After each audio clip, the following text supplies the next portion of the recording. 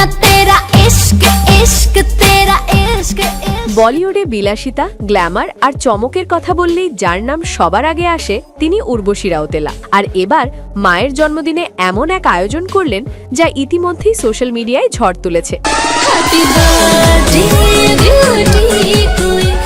গত 1 জানুয়ারি দুবাইয়ের একটি অভিজাত ও বিশ্বের উচ্চতম হোটেলে মায়ের জন্মদিন উদযাপন করেন উর্বশী রাউতেলা।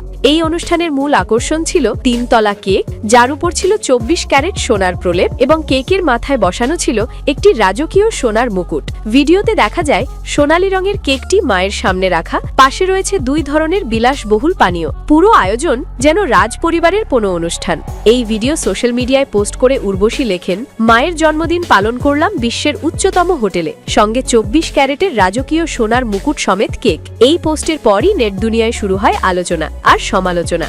যেখানে একদল ভক্ত উর্বশীর এই আয়োজনকে বলছেন ড্রিম সেলিব্রেশন, সেখানেই নেটিজেনদের একাংশ কটাক্ষ করতে ছাড়েননি। একজন লিখেছেন, মীরা রাউতেলা বিশ্বের প্রথম মা যার মেয়ে সোনার কেক কাটিয়েছে। আরেকজনের মন্তব্য, উর্বশী আপনার মুখে ফিলার একটু বেশিই হয়ে গেছে। কেউ আবার লেখেন, সবকিছুই সোনার, ফোন, কেক, এই দেখনদারির মানে কি? উল্লেখ্য, এর আগেও উর্বশী এক সাক্ষাৎকারে জানিয়েছিলেন তিনি সোনার পাতে মোড়ানো মোবাইল ফোন ব্যবহার করেন। সেই পুরনো মন্তব্য টেনেও এবার অনেকেই নতুন করে প্রশ্ন তুলেছেন তার বিলাসবহুল জীবনযাপন নিয়ে। উর্বশী রাউতেলা বারবার প্রমাণ করেছেন তিনি শুধু অভিনয় নয়, চমক দিতেও জানেন। কিন্তু প্রশ্ন একটাই, এই রাজকীয় আয়োজন কি শুধুই ভালোবাসার প্রকাশ নাকি অতিরিক্ত বিলাসিতার প্রদর্শন?